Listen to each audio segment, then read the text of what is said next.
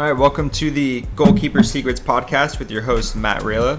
And today I'm joined by Marcus Ziemer, who has a storied career with the Sonoma State Seawolves, which is a Division II NCAA college team.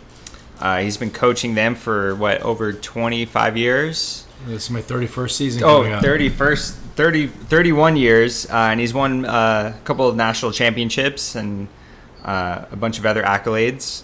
Really honored to have you on the podcast. Great to be here. Yeah, so just wanted to run you through your career real quick. So what year did you start coaching Sonoma State? I started as an assistant coach in, first of all, I played there in 1983 through 86. Left for a couple of years. I was assistant coach at Santa Rosa Junior College. Came back as an assistant in 89 and 90. And then actually in 90, I ended up basically coaching the team because we had one coach, Peter Renault, for both the men and the women. Okay. And the women that year won a national championship. So the second half of the season, he was focused more on the women. And for our first ever playoff game at Cal State Bakersfield, he was in Florida for the Final Four for the women, and I coached the men along with my buddy, assistant coach Chris Carniato. So wow. Started there. Then at the end of the year, we beat Bakersfield that year and lost to Seattle Pacific in the quarterfinals. And then at the end of the season, Peter recommended to the athletic director they split the program, that I take the men and he take the women, and they did it and haven't looked back. Wow. And that was 31 years ago. 31 years ago, yeah. That's crazy. 30 seasons because we didn't get to play last year because of COVID. Right. So, but 31 years. Yeah, that's incredible. What allowed you to stay with one program for that long? Like, what did you love about being at Sonoma State and coaching there? First of all, having played there, I love the university, and the area is a beautiful area to live. We're an hour north of San Francisco in the wine country. There's a lot of outdoor things to do. And then my family all lived in the area. My wife's from the area. So we had deep roots and strong ties, which really helped. Mm-hmm. And then I had opportunities to move on.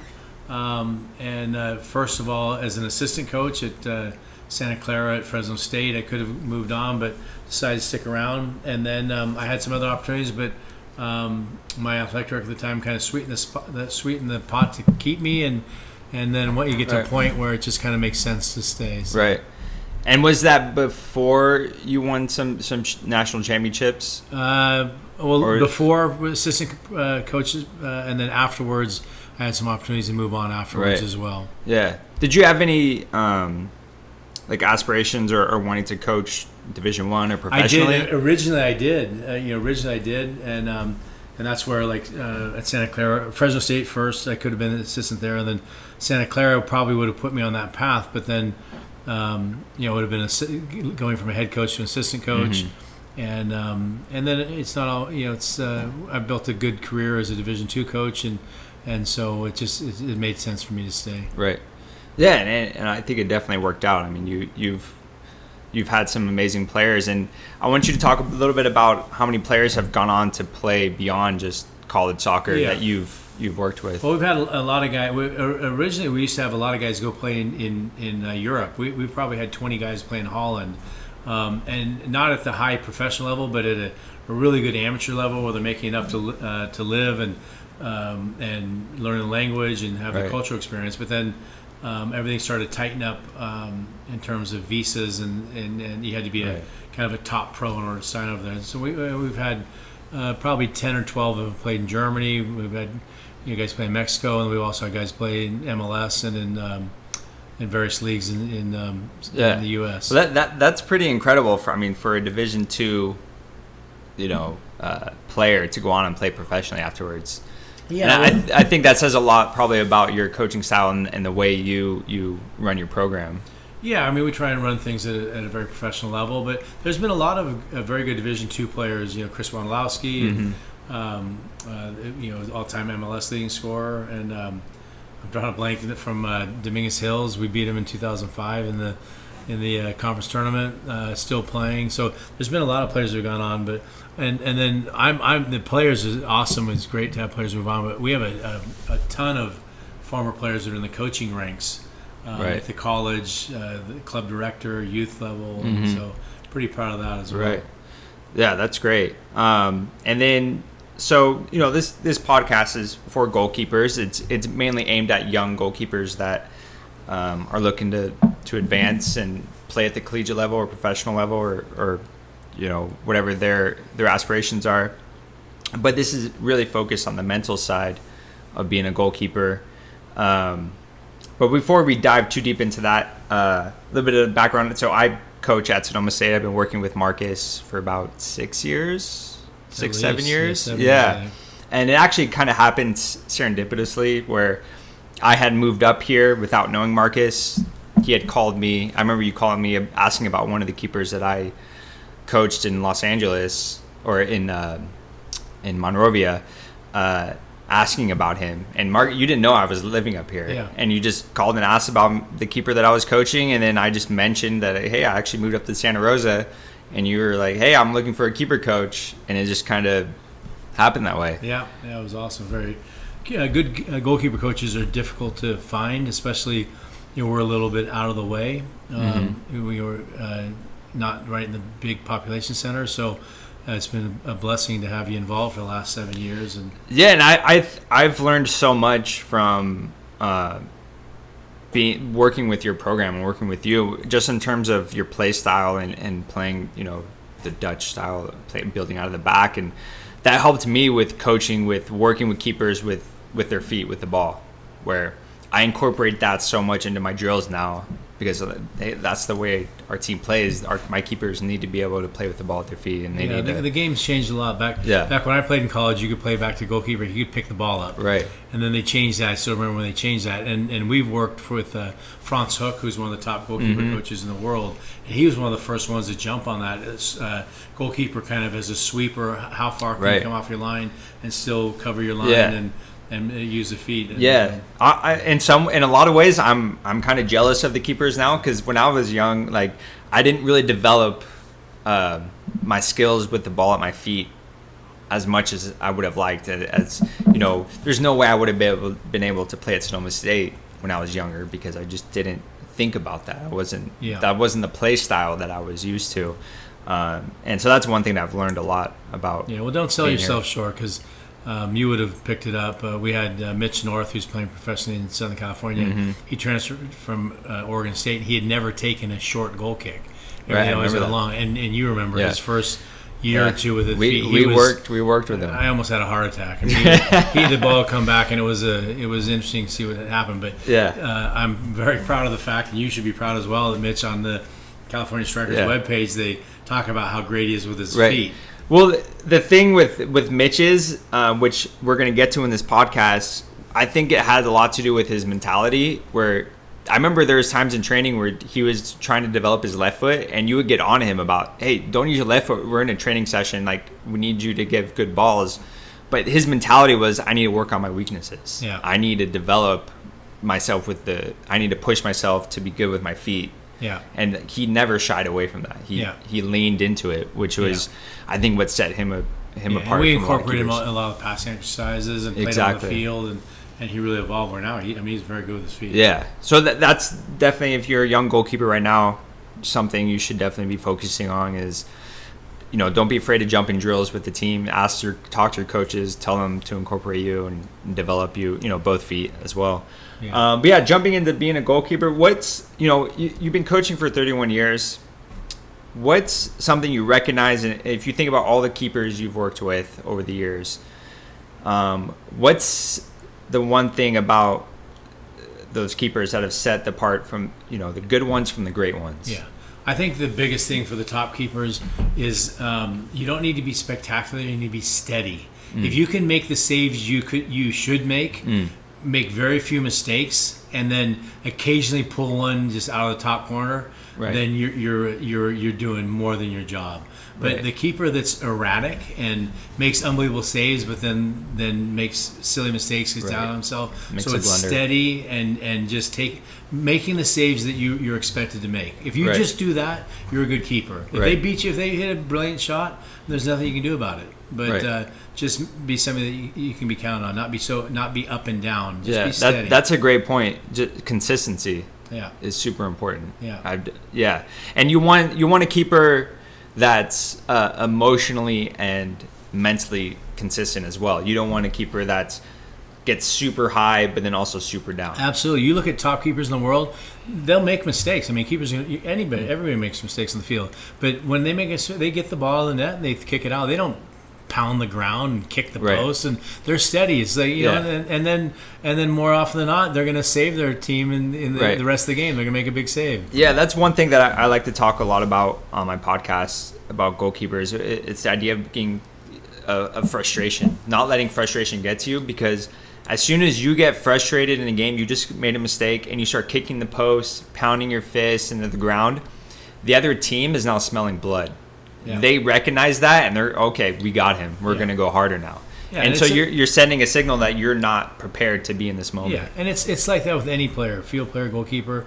You want to have a short memory and move on. But it's even more magnified with a goalkeeper, because if you're a striker, you make a mistake, you miss a chance, it's still 0-0. You're a defender, you still have a chance to recover. You're a goalkeeper, you make a mistake, give up a goal, it's obvious, and everybody. Right. So how you act at that point is very important. If you act like, you know what, I don't do this often, and just on we go, then.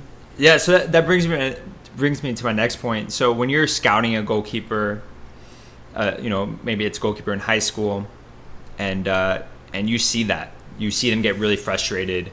Are you now thinking about, okay, how do they now behave? What's their reaction? For sure. Yeah, you want to see, because they need to get themselves back in the game, and if you end up, they blow up and they're kicking the post and going crazy, and then they're erratic, then that says something about them. Right, they stop communicating. A lot of times, keepers, when they get frustrated, they get in their head and they stop communicating. Absolutely. And they kind of take themselves out of the game, and they're not present. Closer to their goal. They're not as involved in the game. Yeah. Yeah. Definitely. So you're looking at those things. Absolutely. When you're looking at keepers. Yeah. And then I want to talk a little bit about leadership. What do you expect from your goalkeepers in terms of leadership and taking control of, maybe not just on the field stuff, but off the field stuff, how they carry themselves, during training? Well, I think it's very important that goalkeepers communicate well, and you have some goalkeepers that they talk just to talk, and they're talking like verbal diarrhea, and nobody even listens to them. So it's not just talking, it's what you're saying, being concise, providing clear information, and then it has to be received. And if you talk too much and you're always just talking and yelling, and then a lot of times the defenders just tune you out. So sometimes less is more. So you want concise, clear communication and in a commanding voice that they listen to you. And the other thing I think is important is you can't just be focused on the ball. You have to be looking at the back post, look at the midfield. The top goalkeepers, we were fortunate to have Mark Doherty, who was assistant coach for 2 years, played for Tampa Bay Mutiny and Columbus Crew for 10, 12 years, was one of the top keepers in MLS. And his communication was amazing. He was very specific and didn't talk too much, but commanding, and I learned a lot from working with him. Yeah, that's what, not, to bring up Mitch North again, that was one of the things that we had to work with him, is he talked too much. Yeah. And I remember working with him and talking to him like, hey, talk less, because the more you talk, the more defenders tune you out. Yeah. And it's just... It's the same thing as a coach. If you're a coach and you're always yelling, and then there he goes again, and they just tune you out. Whereas if you rarely get super angry, and when you do, they're going to listen because they respond to it. Same to the goalkeeper.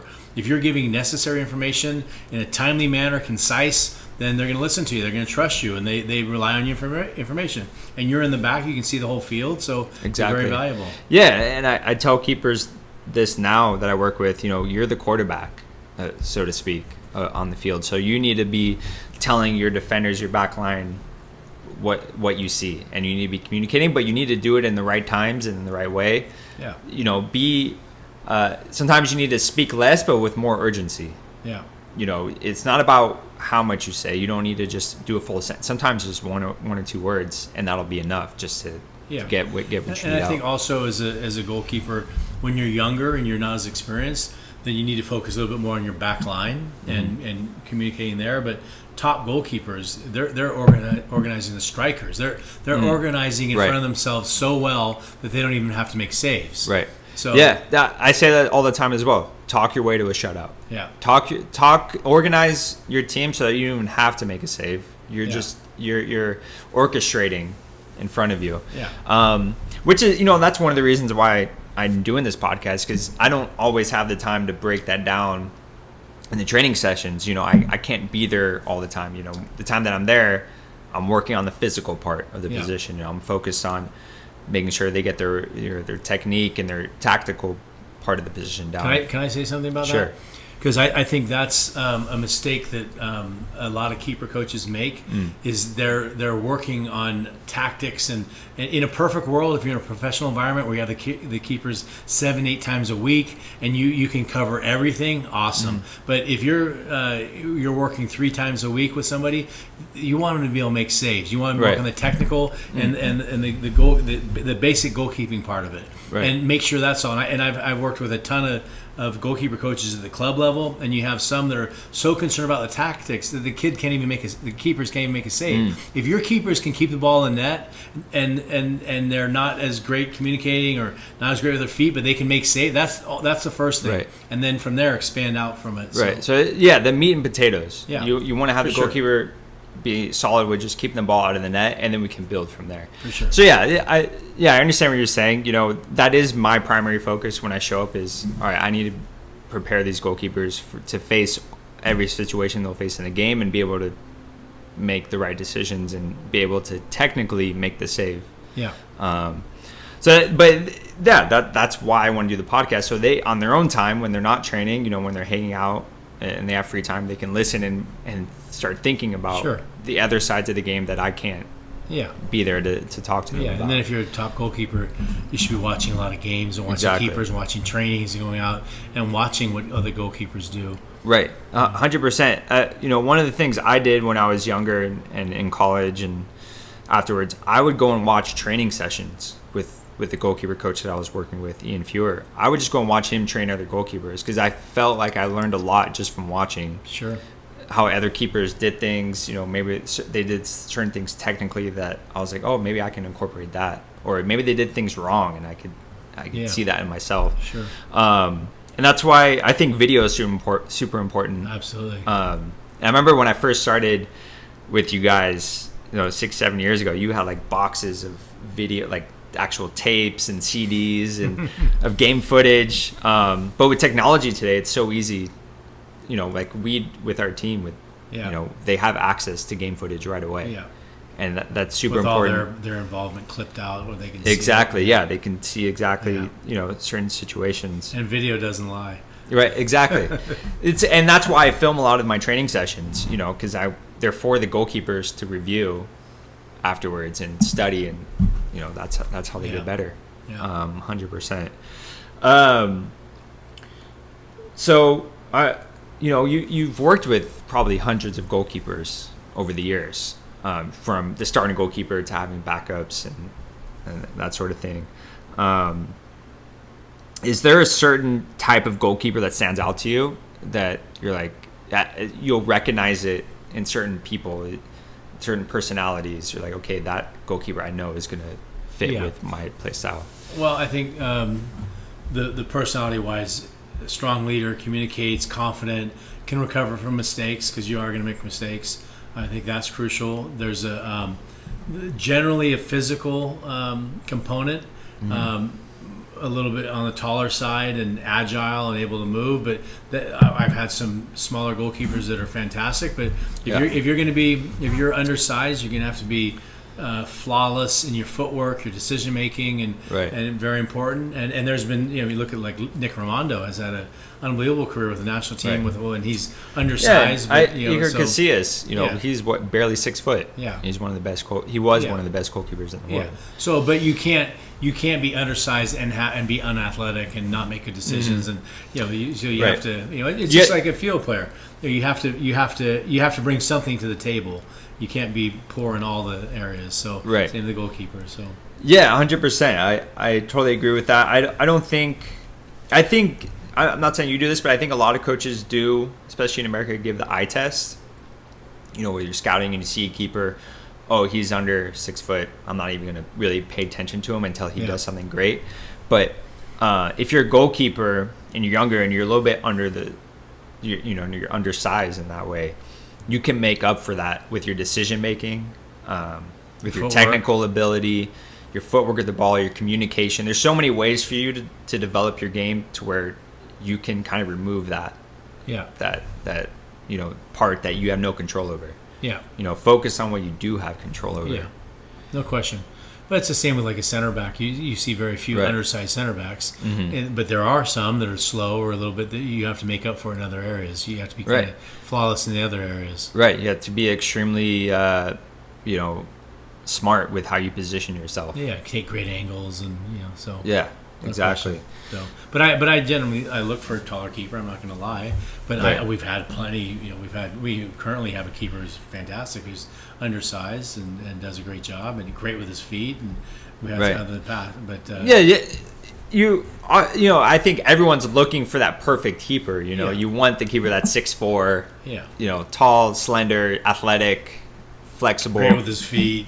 Yeah, so you're always looking for that. But if a goalkeeper makes himself stand out, then you're not going to say no to them. You'll give them. And it also depends a little bit. And I think this is an important point for your goalkeepers is the style of play. If you're looking at a university that plays on the counter and sits back and they just kind of get pounded and they need a big keeper who's just dealing with crosses and shots, then that might not be a good fit for you. But you look at like some of the Barcelona keepers. You look at Pepe Reina. He's undersized, but he doesn't have to make a ton of saves. He's off his line with his feet, distributing, coaching. So the style of play is important. If you're a little bit of an undersized keeper, then you need to find a place that values what you bring to the table. Right. So, that's extremely important. I think that goes to the mental side of knowing who you are and knowing your strengths, but also improving your weaknesses. I talk about that a lot. Absolutely. Refine your strengths, but improve your weaknesses. Yeah. Don't forget about those. That's super important. If I can just on the mental side, it's interesting because you need to have setbacks as a player, as a person, and as a goalkeeper, you're gonna have setbacks where you kind of have a horrible game or a horrible series of games. Franz Hook, who we've been fortunate enough to work with for 25 years, when he was at Barcelona, he coached Pepe Reina when he was like an under 17, 18, and he was just his career was just like golden child, moving up, playing with the first team at 17, everything. So Franz tells a story about how he put him down with like the second under 19 team and made him play for like a month and didn't explain. And Pepe Reina was like upset because like I'm training with the first team, playing with the second team, and now I'm playing with that second under 19 team. And after a month, he got it that he needed to be humbled and need to understand that it's not all going to be peaches and cream and just incredible success. And Pepe Reina handled it like a pro. Took it and then came back and jumped in with the first team. It was a stud. Yeah, so there's going to be times when you're tested. The coaches are purposely testing you, or you may be going under a test and don't even realize you're being tested. Like, there's going to be times when... And how you handle that is important. If you act like a big baby and you've always had your way, then... That's another thing. Being a backup goalkeeper or a third-string goalkeeper, how do you handle that? And we, as coaches, we talk about that and we recognize your behaviors as a third-string, fourth-string goalkeeper. Yeah. And as a goalkeeper, it doesn't matter what skill level you're at, what level you play at, you're going to face that at some time in your career. You're going to be a backup goalkeeper. You're going to be a third-string goalkeeper. How do you overcome that?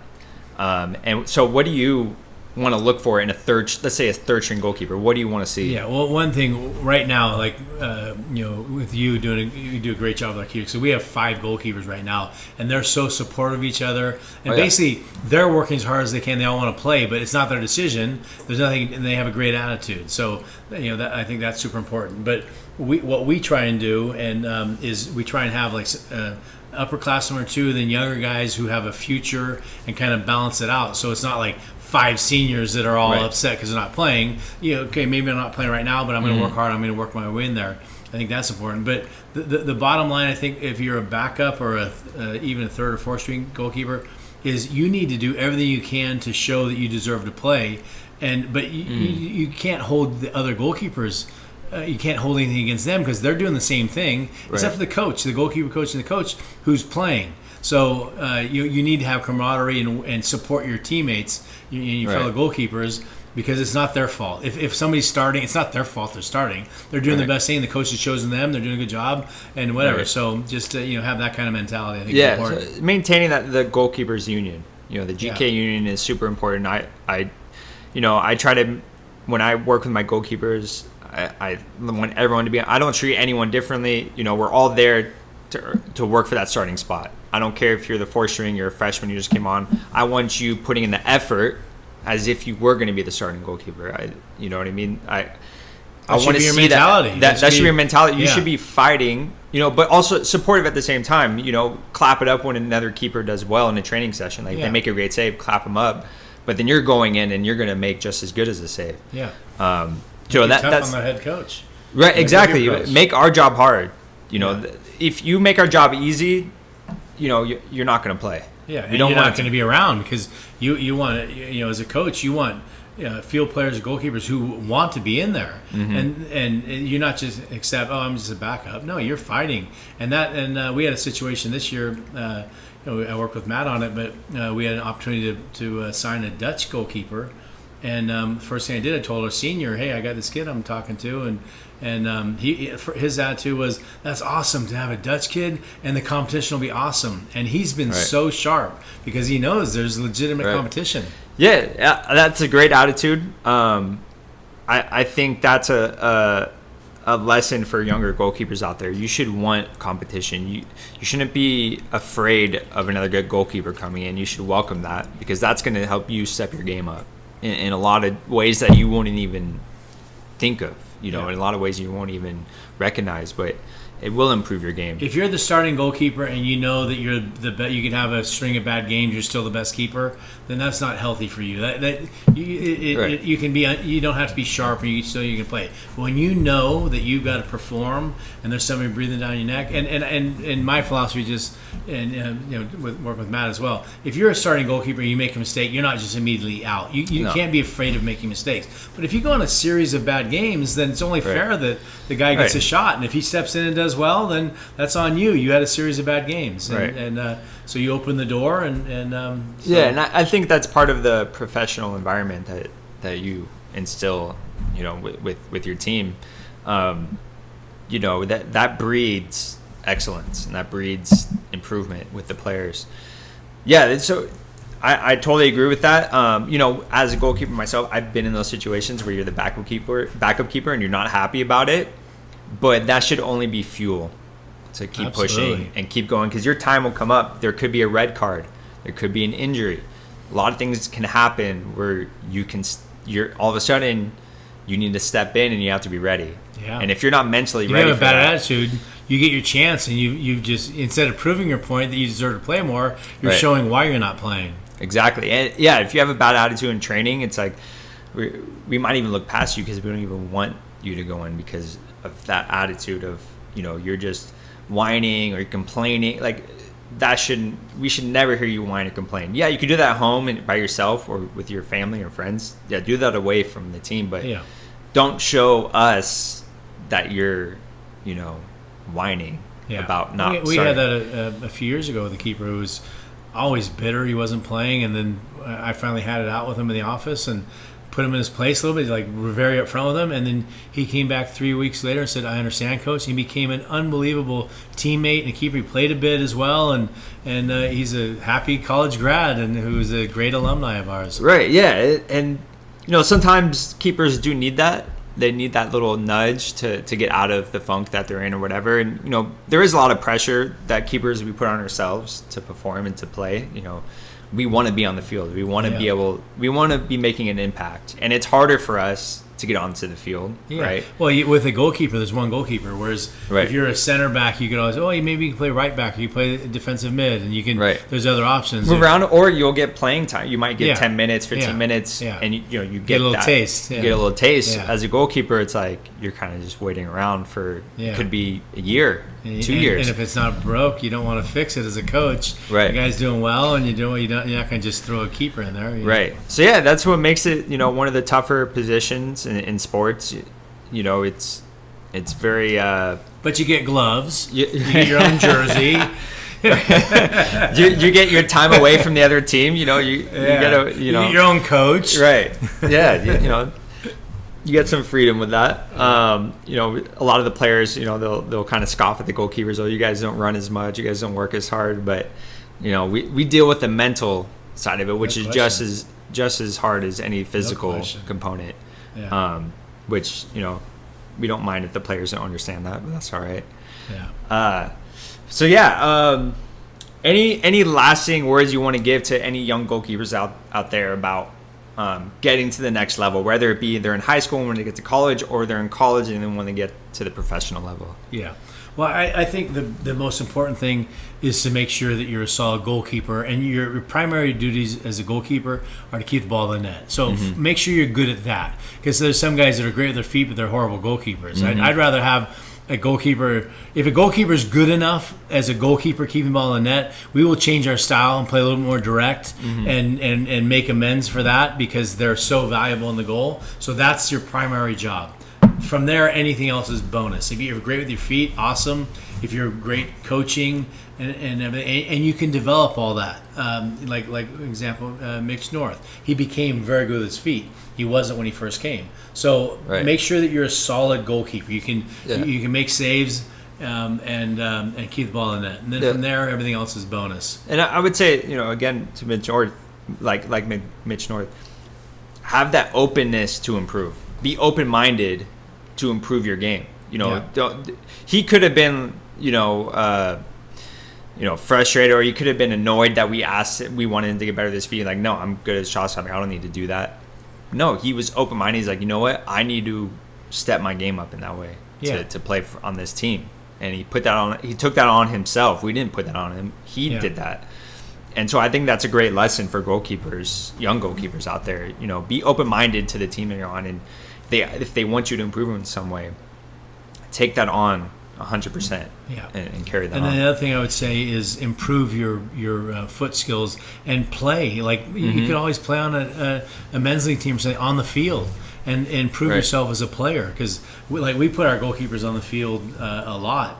And Mark Doherty, again, top MLS keeper, one of the top keepers in history. He used to play as a center back just to get better with his feet, with the Mutiny and with the Columbus Crew. So get yourself out and play as much as you can. Work on get out and play. I mean, plus it's fun to play. You don't always want to be stuck in the goal. Right. Like when you go out and if you have three keepers, jump on the field and play. I totally agree. 100%. When I work with younger goalkeepers, like 10 to 12 years old, I always encourage them to play on the field as well. That's the age when you need to be on the field, learning the game, getting good with your feet with the ball. You shouldn't just be stuck in the goal like I was. I started playing goalkeeper when I was 11, 12, and I didn't go onto the field at all after that. Yeah. And I think that hurt my game. I think I would have understood the game a lot more if I and also had better played foot on the field. skills and agility and fitness and all that. So it's quality. So, but the goalkeeper position is the thing about soccer, like different than other sports. In other sports, it's the goalkeeper's position is more like being a baseball player, where it's there's some tactics involved, but it's skill based. And whereas a field player, like you look at the difference, it's starting to change a little bit. You look at the difference between Europe and South American players and American players. It's the nuances and the tactics, and it takes a while to learn that. Well, that's why the U.S. for years has had so much success at the goalkeeper position. Guys playing in Germany and Europe. You look at Casey Keller and Friedel and guys who are playing at a very high level. And at the time, 20 years ago, we didn't have field players doing that. But the goalkeeper position, you can really learn it and be a world class. I think we're going to have at some point we're going to have a world class goalkeeper that'll from the U.S. We're getting Zach Stefan. We had Tim Howard, who's pretty damn close. For sure, yeah. And Casey Keller and Brad Friedel, but Ian I'm talking about like somebody playing for Real Madrid or Barcelona or Juventus or it's going to happen. Champions League and like quality. And so there's so many opportunities for you if you really get after it. Right. And goalkeepers definitely lend themselves to the American spirit of being an athlete. Yeah. Highly technical, highly athletic mentality. Right. Yeah. Grinding it out. But it is changing as well. I mean, you have Yeah. to understand the game as a goalkeeper. You got to For be sure. almost a sweeper. You got to be one of the field players now. For sure. So there's another level to it. So Yeah. that's really important as well. Yeah. So yeah, that'll about do it for this episode, the Goalkeeper Secrets podcast. Yeah, I wanted to thank Marcus Ziemer for joining us and giving us all of his insight into his long career as a Division II NCAA soccer coach for the Sonoma State Seawolves. Yeah, it's been awesome. And, I invited Matt over dinner, and we had a nice dinner, and then he made me work for it by doing this podcast. Right. No, I'm just kidding. He's been asking me for a while, and I'm happy to be a part of it. Matt's done a fantastic job with us, and a pleasure working with him. All right. We'll see you guys next week.